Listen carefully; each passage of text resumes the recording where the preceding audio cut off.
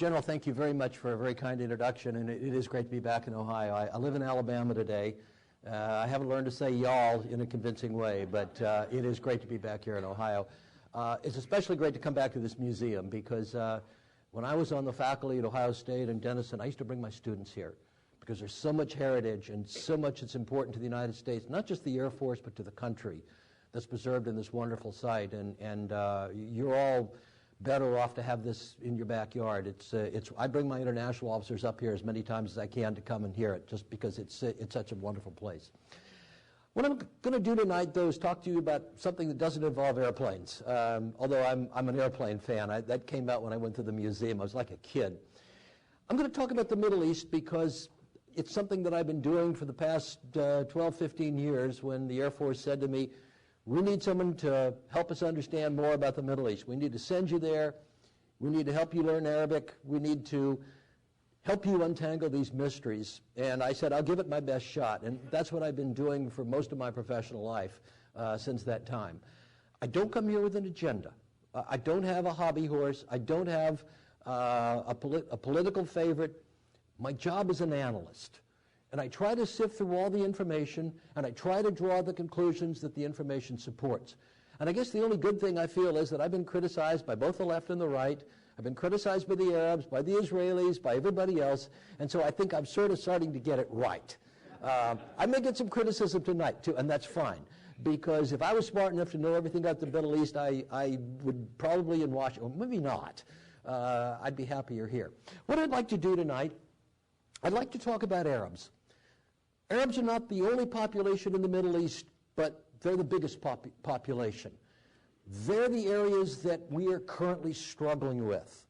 And so what I'd like to do is to talk initially about Arab culture, Arab identity, who the Arabs are. I find a lot of people really aren't sure.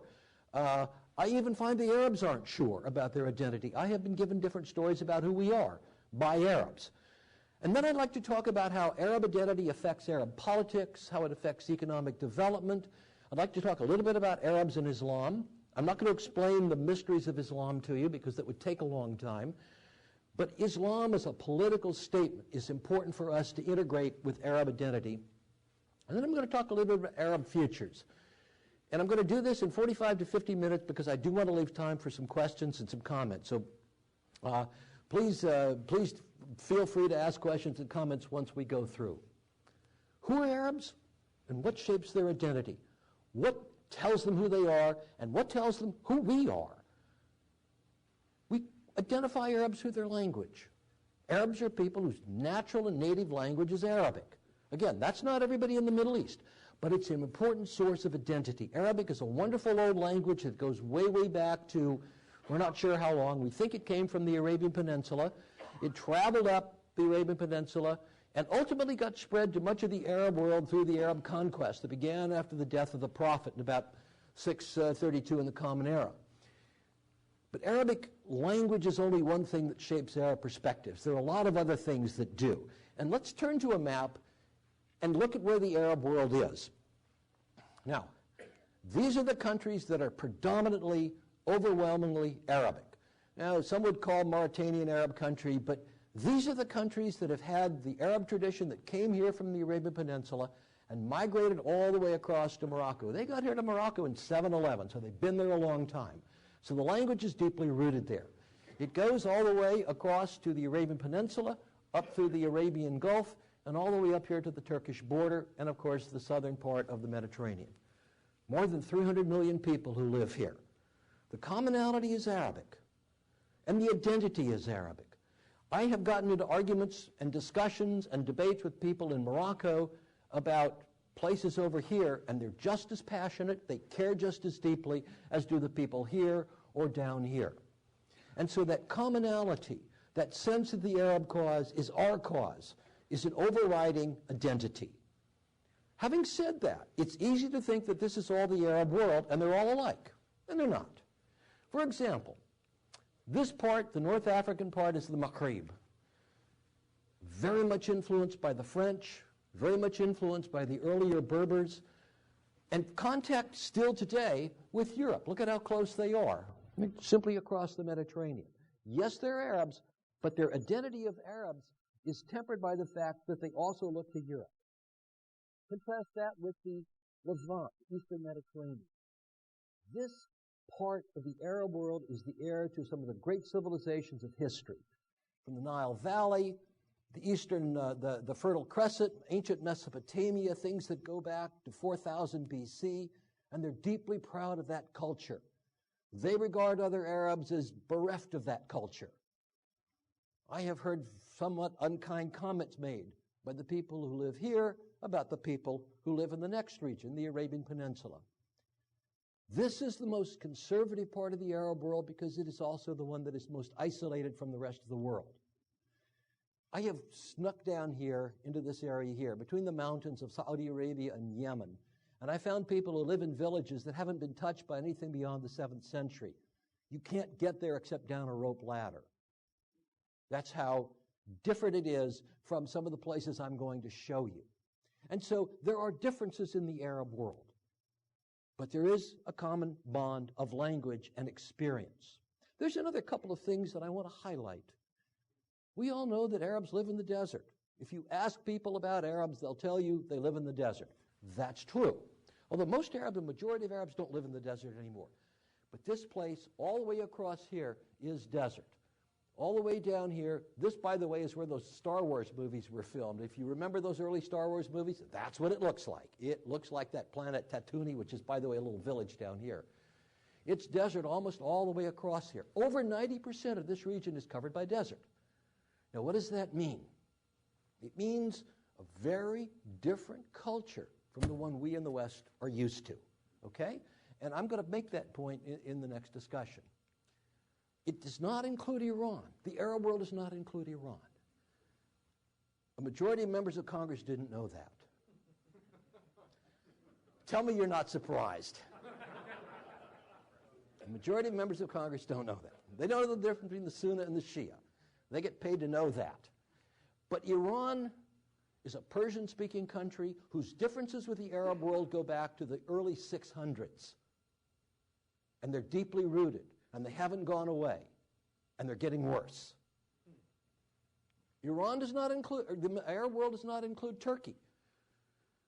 Turkey is not part of the Middle East in their world. In fact, it's not a part of the Middle East in Turkey. The Turks will tell you we're part of Europe, and that's our identity. We speak Turkish. We don't speak Arabic. And by the way, we ruled those guys since the early part of the 16th century for most of the Arab world.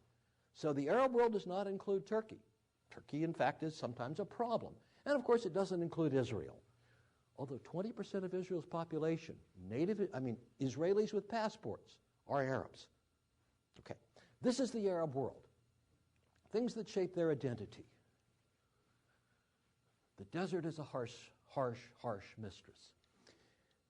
My grandfather came to Iowa in the 19th century. 9 feet of topsoil, water, rainfall. A single farmer with a plow and a mule could make a living, and he did. He didn't even speak English, but he was able to make a living. If you think about America and what we have the culture of the Enlightenment, we had abundant soil, we have abundant water, timber, minerals, everything. If you were going to put a country someplace, this would be the place. The point is that our environment fosters the notion of rugged individualism. It's the basis of our economic system. It's the basis of our political system. But the desert has very different demands. A rugged individual in the desert will die. Everything is done collectively. Everything is done by community, by tribe, by village and tribal elder. When the sheikh says there's no more grass, it's time to move the herd, you move or you die. Water. Many of these parts on that map that I showed you don't have water. The water comes from the rivers. They flow out of Turkey. They flow out of Africa. Managing the waters is about life. It has to be done collectively. So when the emir, the king, the pharaoh, somebody said, we're going to manage water. We're going to build canals and dams and dikes and ponds, and you're all going to be mobilized. You either did it or you died. That's the autocracy of the desert. It produces a very different culture, a culture of autocracy, a culture of command, a culture of community rather than rugged individualism. And again, most Arabs don't live in the desert anymore. They live in big cities. But that culture is still there. And what it has fostered, in part, is the autocratic governments of today. The second, the Arabs will tell you it was the British and the French who came and took their future away. Not really. It began with the Mongols back in 1258, who sacked Baghdad and Damascus and destroyed the great Arab empires. But then the Turks came in. The Ottoman Turks came in, beginning in 1519, in the early part of the 16th century, and they took over all of the Arab world with the exception of Morocco. And they governed it for so long that in many cases, the Arabs simply forgot the art of governance. When the Turks were defeated in World War I, they were replaced by the British, the French, the Italians, the Spanish, a little piece. And once independence came about, after World War II, for almost all these countries, nobody knew how to govern. And what did they do? They borrowed ideas from Europeans, from some of the universities they had gone to school. Now, why did they not borrow from the British and the French? Ideas about democracy and free enterprise. They hated the British and the French because they were the colonial masters. They borrowed from the Italians. They borrowed from the Germans. The idea of Ba'ath socialism, the underpinnings of Saddam Hussein's Iraq, the underpinnings of Hafez al-Assad and now Bashar al-Assad's Syria came directly from Mussolini. They wanted to make the trains run on time. They wanted to organize and collectivize their economy and move rapidly into the 20th century. What they didn't understand was they were borrowing systems that were, quite frankly, bankrupt. But unlike Italy and Germany, those systems are still in the Middle East today in many cases, and I'll come back to that point. This is controversial. I want to try it out on you. I'll take credit or blame for this. But I think when we think of our identity as Americans, and I'm generalizing, but I think one of the things that we think about in terms of who we are is we're winners. Let me think about the most basic, our national anthem. It's about winning. Our emphasis on who we are relative to other countries, it's about winning. And I'm going to make a comparison between what we are, what we think we are, and what Arabs think they are. Gross generalizations. I'm going to generalize across 16 different countries and a large swath across the United States. But let's try this. Things you learned as a child, things you learned in school, things that are true in some cases. Our mythology, we won most of our wars. Not all, but most. My mother told me we never lost a war in our history. I had to come back and explain Vietnam after I got back. I'm sorry. We won the West. That's part of our mythology. We won the West. We're proud of that. Look at the record we have on Olympic Games. We pay attention to it, especially after the Soviet Union went away. Look at the record we have here. Nobel Prizes. 270. We've got more than twice as many as our nearest competitors, the British. World's top 25 universities, we've got half. And should you care, we've got more Forbes 400 billionaires than any other country. In fact, more than others. Now let's look at the Arab world. Lost almost every war since 1258. It's a sad record. I've sat down in their war colleges and study war, and they study a lot the wars that came before 1258. Okay? It's a sad record, and we'll come back to that. They lost Spain, they lost Persia, they lost Sicily. Parts that used to be part of the Arab world are now part of Europe. No Arab country has placed higher than 23rd in the last 6 Olympic Games. And in fact, if you really want to see what their record is, this is it. We'll see how they do in China. Morocco was the best finishing Arab country at 44th in 2004. Algeria, 40th. Syria, 50th in 96. They were outdone by Trinidad and Tobago, by Ghana, by Jamaica. Countries that are much poorer than many Arab countries. It's a tough thing for them. No Arab country ranks in the top 21 for Nobel Prizes. Egypt, 4. Throughout the history of the Nobel. 2 for peace, by the way. 2 for peace. World's top 25 universities, none. And 14 Forbes 400 billionaires. What does this mean? Here's what I think it means. And again, permit me to generalize, but I think we as Americans have a generally positive outlook on life. We expect things to get better. And when they don't, we're disappointed. We oust the political leadership and we vote in somebody else. For us, history's okay. But the future is what really matters. We don't dwell on the past as much as we dwell on the future because we expect it to be better. Political change is good.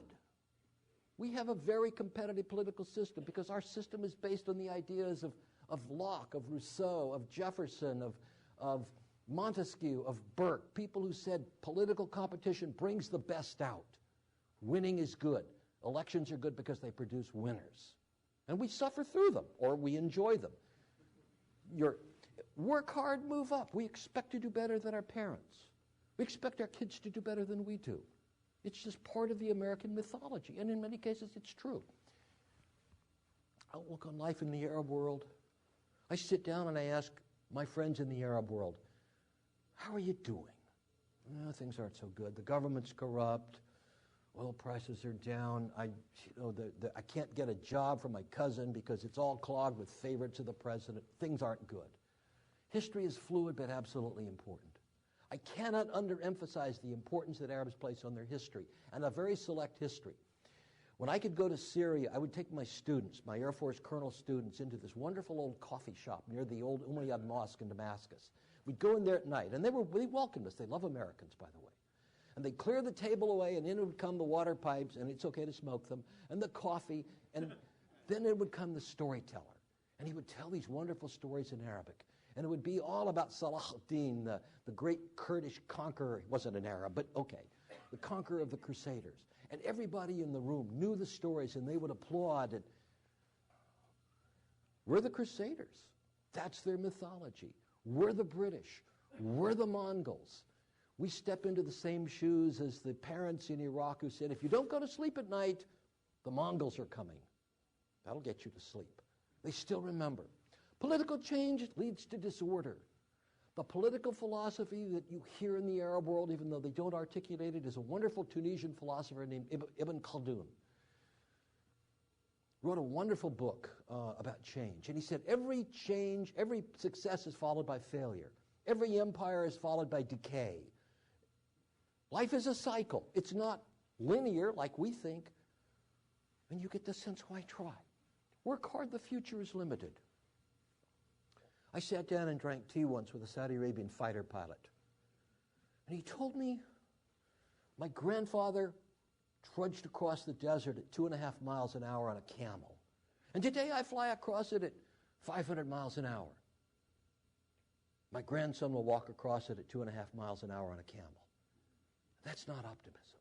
That's not the sense that the future is ours to take and it's going to be better. And I hear that a lot. Much of this observation, by the way, is based on me getting out away from the security people and just talking to people in the cities and the villages, because that's what I love to do. That's where you learn these things. Yeah, I read, but get out and talk to people. You get the sense that there's this humiliation, this blame, this almost loss of... I go walking in these wonderful cities, in Cairo and Damascus and Rabat and Sana'a and Algiers, and just wonderful old historical cities. And I wander around and I ask myself at night, what a great place, but why don't they sweep the streets? Why don't they fix the elevators that don't work? Why don't they repair the fighter planes that they bought from us at great cost that don't fly anymore? You get that sense that the optimism that we have just isn't there. And there's almost a sense of defeat. Well, what about the Israelis? Well, we'll deal with them later. The most important message I can pass on is the sense that it was the outsiders who brought about this state. It was the Mongols, it was the Turks, it was the British, it was the French, and now it's us who deprived them of their future because we were there so long and we took so much away from them. We're always puzzled about this, the Palestinian situation. It's not just about the Israelis. It's the Palestinians symbolize for the Arab person in the street their own fate. Half of them live as refugees. They're stateless. They can't agree. They're well educated, but they have no future. Average Palestinian is better educated than the average Israeli, but they have no jobs because of the corruption, because of the occupation, because of. It symbolizes something bigger in the Arab world, and we don't always recognize that. Why do you care so much about the Palestinians? Is it because you hate the Jews? No. It's because they're like us. They represent us. I I cannot underemphasize how different the situation is today from what it used to be in the golden Arab age. I believe this. Most of the ideas that we inherited from the Europeans came from the Arab world. I'm going to go through this quickly because there's just so much. Measurement. Back to the pre-Arab times. Did you know this? Back 4,000 years, 24 hours, 60 minutes, 60 seconds. Seasons. Between 8:58 and 9:29, the calculation of seasons. Look at this. Between 9:38 and 10:13, El-Zahari, the father of modern medicine, his textbooks were in circulation in Europe until the 1950s. He was so advanced. And this is a small piece of what he did. The first hospital in Damascus, the first pharmacies in Baghdad in 754. We were grinding up roots. The thought of Aristotle was rediscovered and distilled and blended in with Arab philosophy. And it became the basis for modern Western thought, including fundamental pieces of modern Christianity as it filtered into Spain and reached the Christian world through Europe. Insurance, law, mathematics. Europeans couldn't pronounce this guy's name, so they called him Algorithmus. That's where the word algorithm comes from. I can't pronounce it either very well, but the first book in algebra, look at that. You have him to blame. The Latin alphabet, there's a wonderful little stone in the museum in Damascus. It's about that big, and it's got 26 letters on it. And you can recognize them. They're the basis for our alphabet. It's why we don't write in characters. They contribute to our alphabet. It went into Latin and Amharic and Phoenician. All of these things. Social science. When Europeans were philosophizing about how many teeth a horse had, the Arabs were observing them. Long before Francis Bacon and the other great scientists, the Arabs were doing science in some of the great cities in the world. The first university, Al-Azhar University, opened in 969. I was just there a few weeks ago. It's still there. Stellar motion, astronomy, the Andromeda galaxy without a telescope. And since we're here in the capital of aviation, how many of you knew that Ibn Firnas built the first glider 600 years before Da Vinci and flew it? We know he flew it because, like most pilots on their first flight, he crashed and broke his back. 600 years before Da Vinci. But it's now gone. This great period that the Arabs are so intensely proud of is gone. It went away for all kinds of reasons. It went away because of the Mongols, because of Tamerlane. It also went away because of corruption, because of a loss of faith, a loss of effort, constant war with the Byzantines. But what happened was a constant decline in power and prestige in the Arab world until it has reached the state it has today. We talk about Arab politics. What we see is the persistence of autocratic states while democratization is blooming in the rest of the world. These people came to power in independence, borrowed the ideas of fascist Europe in many cases, nationalism, Gamal Abdel Nasser. He handpicked the people who followed him, and Hosni Mubarak, chief of the Air Forces today, Hafez al-Assad, his son is now the president, Abdulaziz al-Saud, who founded the country named after him in the 1920s and 30s. His son is the king today, he's 84 years old, and Muammar al-Gaddafi, who's grooming his son to take over. They're all autocrats. They're all autocrats. There's very little democracy here because these guys came in and established the organs of power and they simply stayed. And the other reality is that in a couple of cases, we have supported these particularly autocratic governments. The result is that democracy is not on the rise. And if we look at the percentage of the world's population that lives under free conditions as ranked by Freedom House, it's a New York-based organization that measures freedom in the world. In the world, 46% of people live in free countries. Almost half the world's population live in free countries.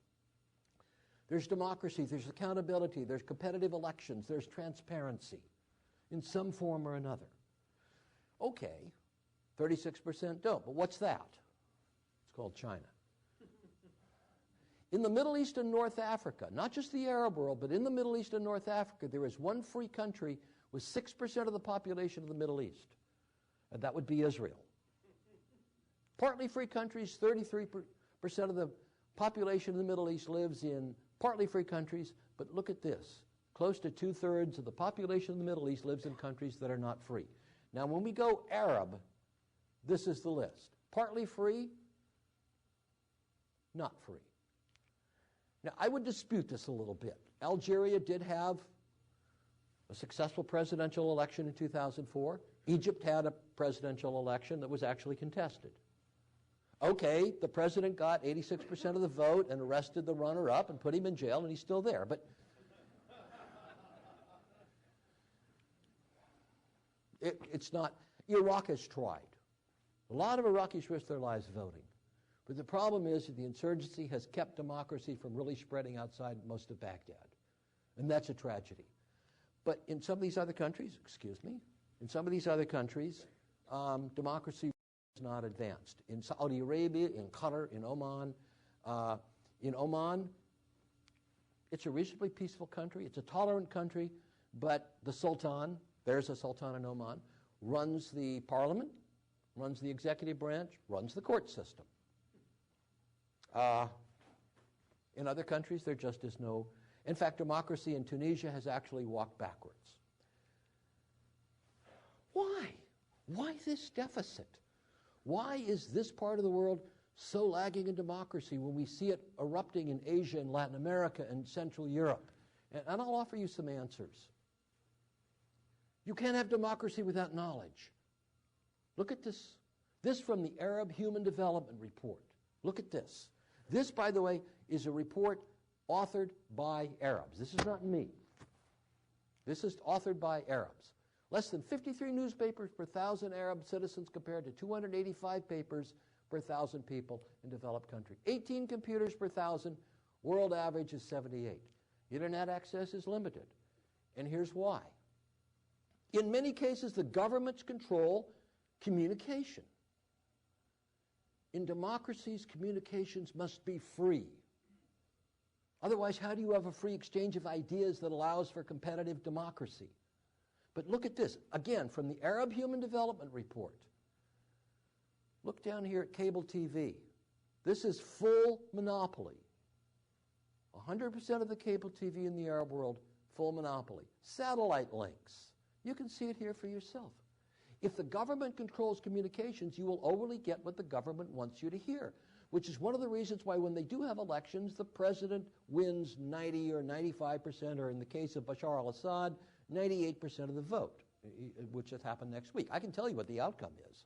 It's also about oil. Not all Arab countries are oil-producing countries. But in those that do, that depend on oil revenues for more than 30% of the economy, none of the oil-producing countries in the Arab world are democratic. Oil and democracy just don't mix. And that's not only true in the Arab world. Look at the backsliding in Venezuela as Hugo Chavez increasingly pushes the country towards totalitarianism, once a democracy. Nigeria, elections are a sham. Most oil-producing countries, with the exception of those that already were democracies, like the Netherlands or Britain, have not achieved democratic status. Why? Because the oil money flows to the government, and the government uses it to buy off the opposition. Second, they don't tax their population because they don't need to. The money simply comes in. You don't have to worry about taxing. Now, before you say what's wrong with that, ask yourself this. What is one of the most basic pieces about democracy? It's accountability. When it's our money, we expect the government to spend it as we wish. Otherwise, we throw them out. If you don't have taxes, you lose that measure of accountability. So, okay, the Sultan just built another palace. I don't care, it's not my money. I'm not going to do anything. A majority of Arab terrorists come from oil-producing countries. And this one piece of bad news. We don't fix this, We've got some big challenges ahead. Oil is not the future for Iraq for these reasons. Gender empowerment. Not all Arab countries discriminate against women, but a measure of gender empowerment is about women's access to protection from the law, the right to vote, the right to run for office. Those measures. It's done by the United Nations, okay? Now, this is a bit because this measure hasn't been done in a while. But as the latest measure we saw, you can see Arab countries down here, second only to sub-Saharan Africa. If you disenfranchise half your population, you can't become democratic. We'll see similar problems in economic development. This according to the World Bank. This just came out. Arabs have the highest level of poverty in the world. You may think of Arab states and you think about Dubai. We'll talk about Dubai later on. But I have been to places where the poverty is so deep, so enrooted, so hopeless, that you simply can't believe it. Parts of Cairo. I've wandered around in parts of Cairo, places the embassy would like me not to go, or the government would like me not to go. Yemen, where I've seen little 8-year-old children rummaging through garbage cans out of school because there's not enough school. This is a reality. Here's another. This is simply a fact. In 2006, the total economic activity in all Arab countries combined was less than that of Italy. That includes all those wealthy Gulf countries. Their comparison, their window to Europe, this is what they see. It's a problem. Why? Because when Nasser and when Hafez al-Assad and Muammar al-Gaddafi and Ibn al-Saud came to power, what did they do? They established strong state sectors. They did what the Russians did. They established the Ministry of Cement and the Ministry of Shipbuilding and the Ministry of Steel. Big, inefficient, uncompetitive organizations that were designed essentially to simply give jobs. But they weren't competitive, and they're not competitive. We would go into some of these countries and see, oh, look at the progress. They're building new buildings. No, they're building more bureaucracies. Bureaucracies are not a way for economic growth, particularly in Syria, where the average Syrian bureaucrat in an 8-hour day works 17 and a half minutes, according to Syrian statistics. I had a Syrian tell me that. High state subsidies. Look at this. 2/3 of the national budget in Egypt. And I just came back from Egypt. I just got this figure. I got it from Egyptian sources. 2/3 of the national budget goes to subsidies. What do they subsidize? They subsidize bread. They subsidize gasoline. They subsidize sugar. Gasoline in Cairo is 70 cents a liter. It's very inexpensive compared to anywhere else in the world. Why do they do that? Because it buys political peace. But what are the consequences? Every penny that I put into subsidies to buy political peace is money that I can't spend on the future to improve my education, my infrastructure, my communications, my universities, my health care. It's simply being wasted on subsidies. And every time we say to them, you've got to quit subsidizing, they take us to this building, pockmarked with full of bullet holes, and they say, this is where the bread riots happened the last time you told us to do this. Got it. Oil production. For those countries that have oil, it crowds out other economic activity. It's not a good source of jobs. Once you've done the infrastructure, you've turned the valve open, the valve flows, the oil flows, it goes into the tankers, and it goes off somewhere. It's not a good source of jobs. There's very little future in an oil economy. But it generates instant revenue. And these three things here are so important that this is the oil, by the way, and here's Saudi Arabia down here. 25% of the world's proven reserves are in Saudi Arabia. There could be a lot more, by the way. I was in Saudi Arabia a few weeks ago. Their measured proved reserves, 156 billion barrels. We sat down with somebody and said, okay, tell us how much oil you really have. He said, with advanced recovery techniques, we may have 700 billion barrels. Whoa. They haven't said that because that would have a bad effect on oil prices. The countries, though, with the X's, these are Arab countries, and you can see that the top 3 sources of oil are Arab countries, and then you add Libya, Qatar, Algeria, Oman here, not very much, but that's an awful lot of oil. And we'll talk about that. I cannot underemphasize how much of a curse oil is on economic development. This just came out a couple of days ago. This is a Swiss organization, the World Economic Forum. It's chartered by the Swiss government.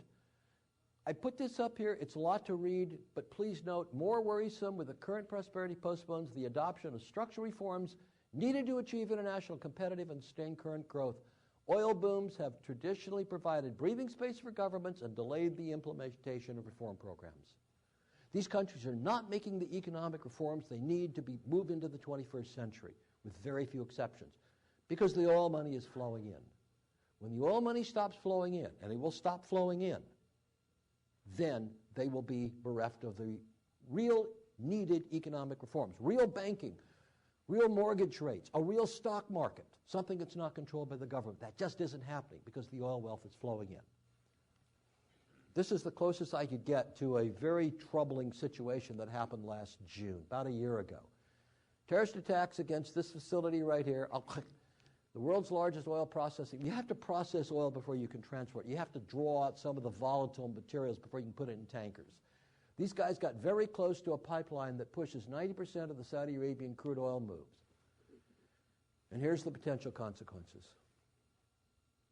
I'll let you read this. I don't want to depress you too much, but we need to put this out. You thought oil prices were high now. That's a problem. Because if the oil is suddenly disrupted, the economies will very quickly become bad. And that creates tremendous disappointment. And people who become disappointed join movements that we just don't like. Remember, 15 to the 19, 9/11 hijackers came from Saudi Arabia, and there were people disappointed because they thought the last oil boom was going to make them rich, and instead it disappointed them. And we paid a terrible price for that.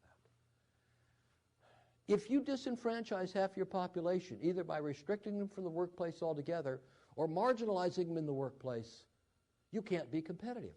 This, from the Arab Human Development Report, it took a long time to get it released because it was controversial.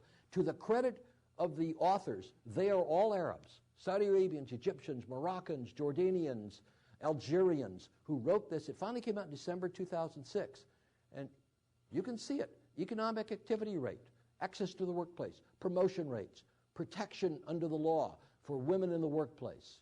It's the lowest in the world.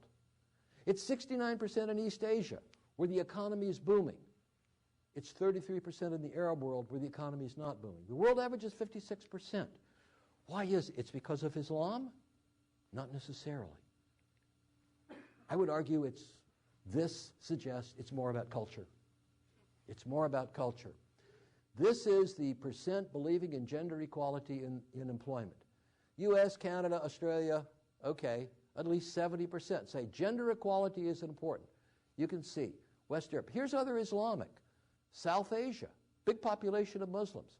Here are the Arab countries down here at the bottom. It's not necessarily about Islam. It's about Arab culture, which has been very slow to adopt the norms that women should be in the workplace. And again, you can't grow an economy if you don't fully allow access to the workplace by all people. Population growth rates. Live births over deaths, immigration over emigration. These are population growth rates. This is a comparison.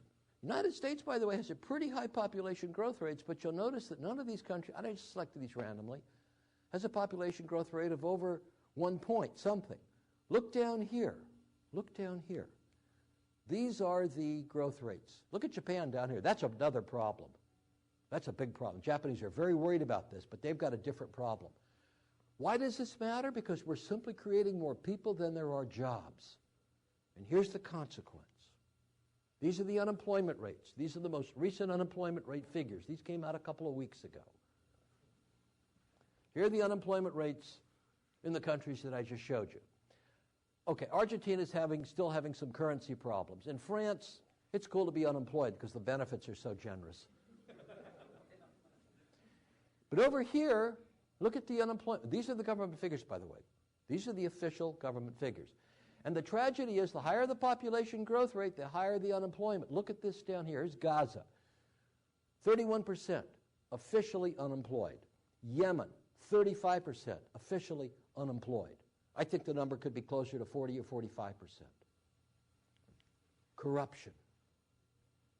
This is the Transparency International Corruption Index, just came out, 5 years old, they just updated it. It's good to be number 1. It's not good to be number 163. The higher the number, the more corruption. The Arab world is in blue. And the tragedy is that the more corruption, the more poverty. The more poverty, the more corruption. Because in many cases, these countries have broken economies.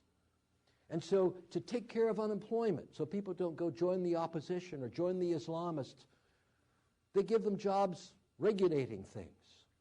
So they can take bribes, and bribes become part of their income. So I want to operate a taxi in Cairo. I first of all have to get a taxi license, and then another taxi license, and then a license to buy gasoline, and then a lot of Egyptian pounds to carry around with me for every cop that stops me for no violation so I can buy them off. In the end, I can't afford it. But the real problem for corruption is not only that it erodes confidence in the government, but corruption is putting money into the hands of corrupt people rather than in the future. So again, there's no money for modernity, for education, for healthcare, for high technology. This is controversial. I'm not going to give you a lesson on Islam. We'd be here a long time. But I do want to connect Islam and the Arab world, because Islam is the religion of most of the Arab world. Now, the Arabs are only 20% of the world's Muslim population. Keep that in mind. But the Arabs identify with Islam because they argue it's in our language, it was revealed in our culture, in our country, and spread by our armies, because people needed it. Now, I offer you this statement by Richard Haass. Richard Haass worked in the National Security Council in the Bush administration, left a couple of years ago. You don't have to agree with everything he says, but I think this is important. The intellectual vacuum that has brought about from the failure of Arab nationalism and Arab socialism is increasingly being filled by religion. Religion is something that people in the Arab world are turning to increasingly for answers because they're frustrated. There was a big rise in political Islam in Egypt after the Egyptians lost the 1967 war to the Israelis. I was told that again by an Egyptian. There is a difference between the Sunnah and the Shia.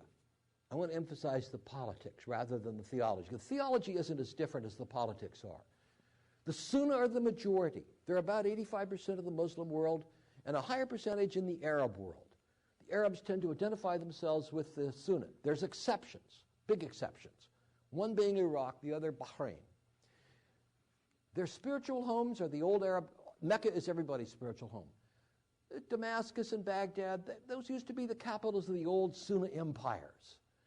But the Shia, the partisans of Ali, or Shiat Ali, those who believe that the Prophet's son-in-law should have been the successor to the Prophet and didn't become for 25 years. They're a minority, but they're a majority in Bahrain and Iraq. Their spiritual home is Mecca, but it's also modern Iraq. I cannot emphasize enough. The Shia have their home spiritually, not in Iran. Iran is a latecomer to the Shia faith, but in Iraq, and here's why.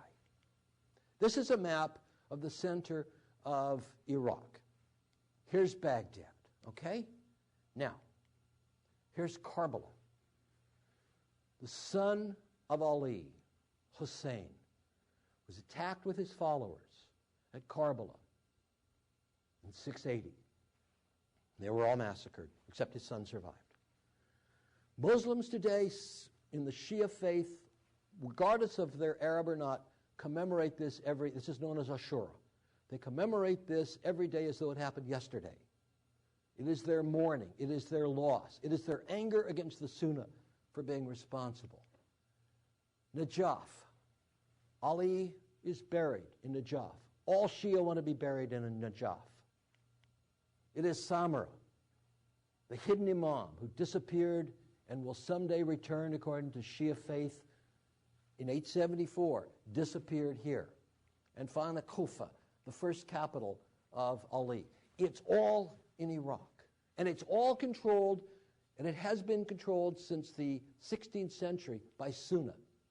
And the Shia have been mourning to get it all back because they want control of the mosques, these wonderful mosques that they built. This is the tomb of Ali.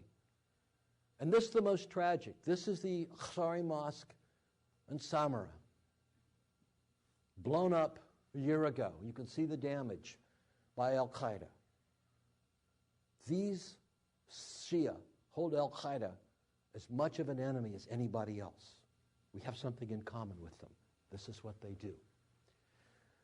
We don't understand this. We don't understand the difference between the Sunni and the Shia because what they fought about doesn't matter anymore. It's not about the Khalif. There hasn't been a caliphate since 1517. Or 1924, if you want, when it moved to Turkey and Kemal Ataturk, the founder of modern Turkey, finally said, no more Khalif, we're going to be secular. Make it go away. So what are the Sunni and the Shia fighting about? It's about grievance, it's about the past, and it's about power. That's what it's about. These differences go back to 680, and they go back to modern Iraq, and they're not going to go away anytime soon. They are not going to go away anytime soon. Okay, other pieces. Again, it's about power, it's about resentment, it's about politics. Now, a couple of other things.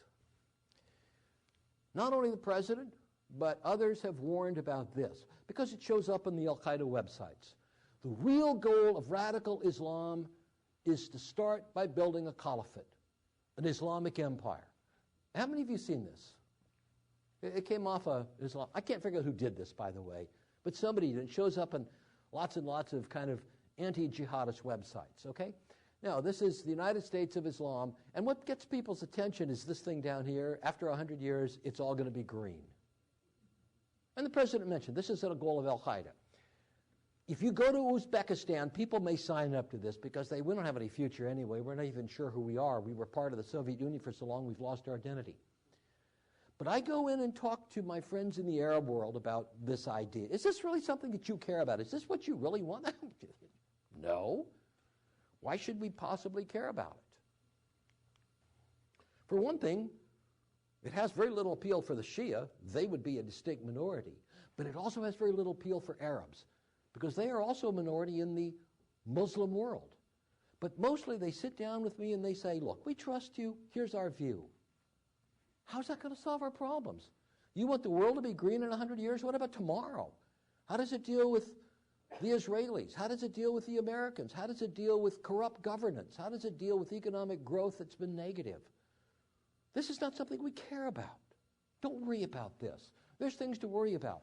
What has really happened in the Arab world is that they've lost faith in the community. They've lost faith in the nation.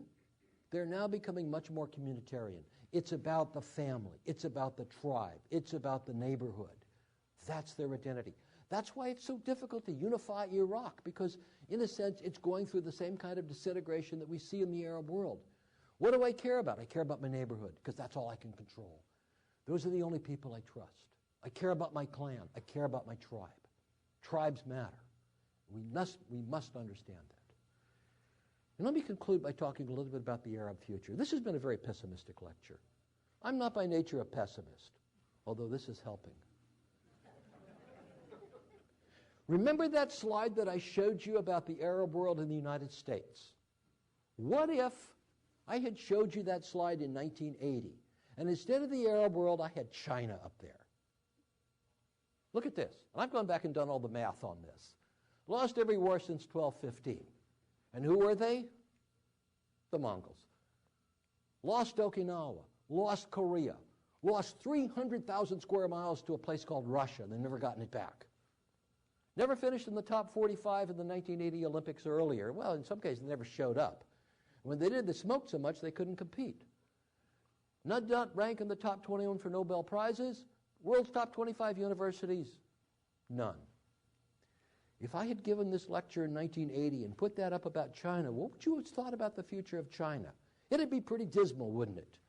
Okay. Welcome to China today. I grant you there are parts of China that are deeply impoverished and didn't get in on this. But the Chinese economy is growing at a rate of 9% per year. That's some of the highest sustained economic growth we've seen. It's not democratic. It's not going to be democratic anytime soon. But it has certainly taken off economically in ways that we just did not anticipate. And this is a piece of it. Let me show you another picture. World's most expensive hotel. World's tallest hotel, too. You want to know how much the most expensive room is? Don't ask. It's $24,000 a night. Okay. One of the great restaurants here, this is in Dubai. This is in Dubai. This is in Bahrain, Formula One racing. I used to be a car guy, so I put a car pictures up here. Europeans coming down to shop for gold. The Gulf, with the exception of Kuwait, is doing pretty well economically. Okay, it's got oil, but it's also had wise rulers who understood that the future is in globalization. We must attract tourists.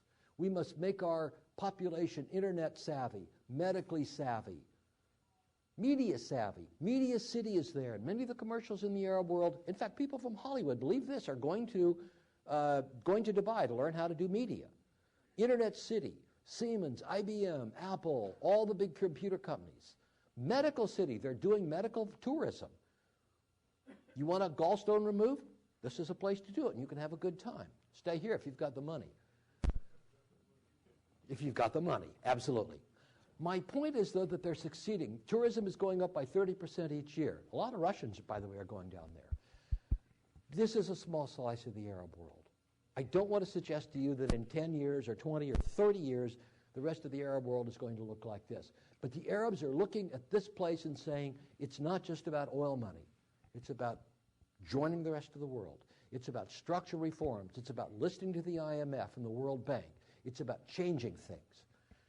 This is something, at least, is becoming a beacon to many others in the Arab world. This is interesting. This came out last week. Okay? This came out last week. World Economic Forum in the Middle East. Boston's Consulting Group and all these guys just came out. And look at this. Arabs are investing in their own home region. When I would go to Egypt, I'd sit down with rich Egyptians. Where are you spending your money? Italy, Japan, Malaysia. Why not here? And they just laugh. That's changing. That's good. That's changing. They're beginning to understand that investment must move in to real estate, to infrastructure development, to highways, to hospitals that work. And they're beginning to see a difference. This is astounding. The World Values Survey, conducted by scholars at the University of Michigan and Harvard University in 2002, went out with a bunch of questions. And one of the questions they said was, is democracy the best form of government? Yes or no? And look at this. Arab countries scored the highest. And is authoritarian rule bad? Yes, Arab countries say. It's not that the Arab street doesn't want democracy. It's not that the Arab street wants autocracy. It's that the presence of strong autocratic governments continues on. And that's one of the reasons why they blame us. If you didn't give Egypt so much foreign aid, we wouldn't be saddled with this autocratic. Well, it's not so simple. But look at this. Here's the US, Canada, and Australia all the way down here. Their value for democracy is larger than ours. Wait until they go through a presidential election. They'll get wise. But it's not about attitude. But this is the most important piece. This, the Arab Human Development Report that came out in 2002, written again by Arabs. Please read this carefully. Because all that stuff I started with, the culture, the emphasis on the past, the sense that there is no future, this is a powerful, powerful, powerful statement. We cannot enclose ourselves, contented with living on the history, the past, and the inherited culture alone in a world whose victorious powers reach into all corners of the earth. Can't hide from it. We can't isolate. We must become global. And this from Al Jazeera. You don't have to like Al Jazeera to recognize that not only do they criticize the United States and the Israelis, they also criticize the very autocratic governments that we often support. And this is so important. This just came out last September. A London-based Arab scholar appears in Al Jazeera. The colonial powers created the modern Arab state, he argues. He's right. They borrowed it from the colonial countries. Arab state has always carried deficiency and impotence as part of its genetic makeup. Only modernity will solve this problem, and the Arab scholars and mouthpieces like Al Jazeera are saying this. You don't have to like Al Jazeera to realize it's breathing fresh air into the Arab debate. They're not saying it's our fault. It's not the Israelis' fault. It's deeply rooted in our culture, and that is so important. This is a deeply, deeply, deeply traditional place. It will have downs before it comes up, but change is coming. It's coming slowly. Our role in it, I think, will be minimal. People point to the administration and keep on saying, why don't you do more? Why don't you do more? Why don't you do more? That's the wrong answer, I think. I don't think we need to send over Jimmy Carter or Bill Clinton or Condoleezza Rice or anybody else to try to fix things because they don't trust us, because we're part of their legacy, and because they've got the capability in the Arab world to fix it themselves. There are new generations of younger Arab scholars, journalists, writers, who are very critical about the violent misuse of Islam, who are very critical about their own governments, who are very critical even about their own culture, who are saying, we can't continue to slide backwards. You've got to listen to us. Now, sometimes they get listened to, sometimes they wind up in jail, but they are out there. The Arab world may show considerable progress. It's going to take time. We must be patient. We can help where we're asked. But we also must trust the fact that in the end, as China has changed, so too will the Arab world change. And at some point, we need to step out of it so at least we don't become the fall guy, the target for everybody's criticism, so they can turn around and understand that in many cases, while outsiders may have brought them their problems, they are now their problems, and they're their problems to solve. I think they can do it. But I think our role in there needs to be standing on the sidelines and helping only where we can, but not pushing them into directions that in many cases we have encouraged them not to follow.